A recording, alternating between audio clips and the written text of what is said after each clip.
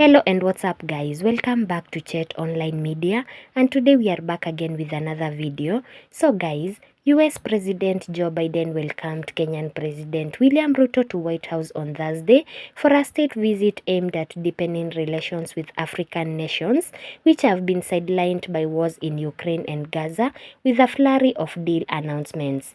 Joe Biden noted that Kenya and the US may be divided by distance but united by the same democratic values, noting that the two countries are celebrating a 60-year partnership this year, and as they begin the next decade of their partnership, they've launched a new initiative to bring the countries' companies and communities closer together. Ruto responded by saying that as Kenya celebrates its past, he is optimistic about the future, and by undertaking this state visit, he will have the opportunity to discuss and to have a conversation about building global partnership and leadership.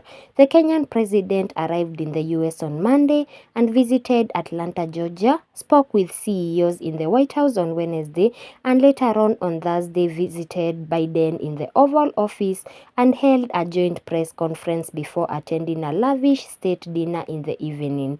Ruto's trip is the first state visit for an African president to the White House since 2008. Successive US governments have said they wanted to offer a more sustainable and democratic alternative to relations with US rivals China and Russia, but have failed to establish real ties.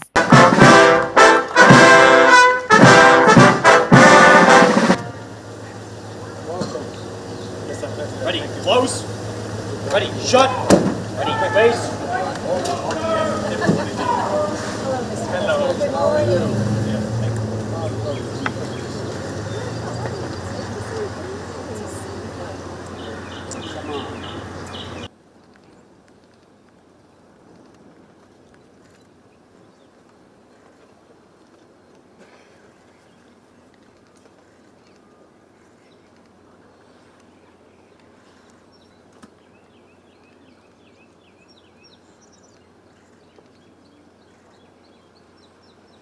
Africa's political landscape has been upended in the past year by a spate of military coups, wars and shaky elections that have given China and Russia greater influence.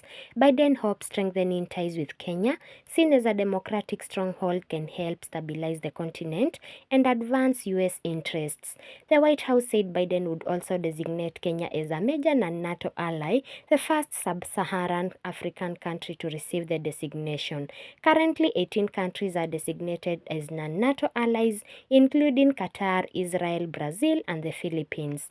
The leaders will announce new US-backed investments in green energy and health manufacturing, along with a detailed plan to cut Kenya's high debt load, most of which is owed to China. A US government official revealed that the US will announce $250 million in new investments in Kenya through the US International Development Finance Corporation, including $180 million for a major affordable housing project, and that will bring the US financing institution's portfolio in Kenya to nearly $1.1 billion. The corporation will also open an office in Kenya. The humanitarian crisis in Haiti will be a focus.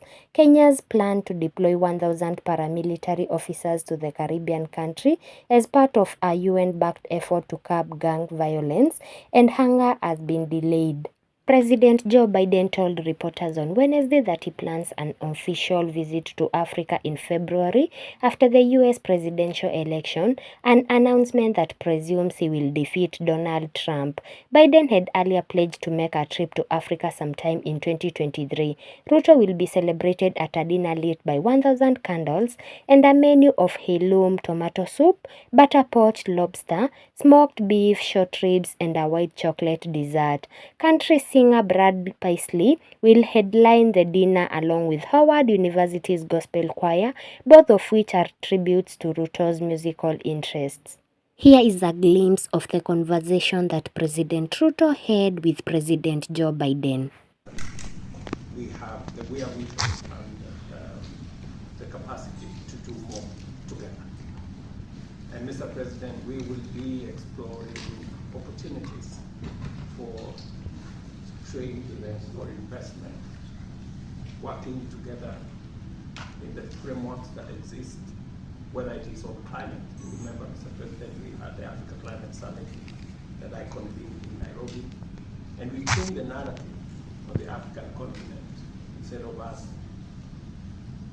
thinking about victimhood, we decided that we're going to provide solutions, working with progressive democracies like the US on how to deal with these challenges. And last 3 weeks, I also So guys, what is your biggest highlight about Pres.Ruto's state visit to the US? Please leave your opinion by commenting down below.